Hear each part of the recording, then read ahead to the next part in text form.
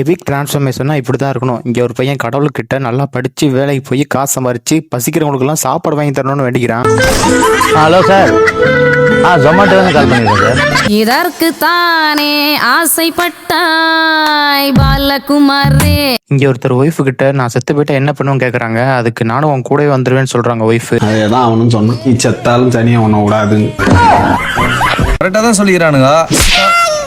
அட உண்மையை சொல்கிறதுக்குலாம் ஒரு தைரியம் வேணுங்க. இங்கே ஒரு அக்கா ஹஸ்பண்ட் கிட்ட பேய் வராமல் இருக்கிறதுக்கு தாயத்து கட்டுறாங்க. பேய் வரணும்னா அப்போ என்ன பண்ணணும்னு கேட்குறாங்க. தாலி கட்டினா போதும் எங்க தலைக்கு எவ்வளவு தில்லு பத்தியா? அட இத்தனை நாளாக இது தெரியாமல் போச்சே. இங்கே ஒரு அக்கா ஹஸ்பண்ட் கிட்ட உனக்கு எனக்கு பிரச்சனை என்னை பற்றி பேசு, எதுக்கு எங்கள் அப்பா அம்மா பற்றி பேசுகிறேன்னு கேட்குறாங்க. வீட்டில் TV, fridge, washing machine repair ஆச்சுன்னா யாரை திட்டுறோம்? கம்பெனி தானே திட்டுறோம்.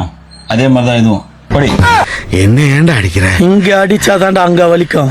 ஒரு ட்விஸ்ட்டு ஒரு ட்ரோல் வீடியோ முடிஞ்சு. ஸோ நம்ம சேனலை சப்ஸ்கிரைப் பண்ணாங்க, சப்ஸ்கிரைப் பண்ணிக்கோங்க. முக்கியமாக பெல் ஐகானை தூக்கி ஆளில் போட்டுருங்க.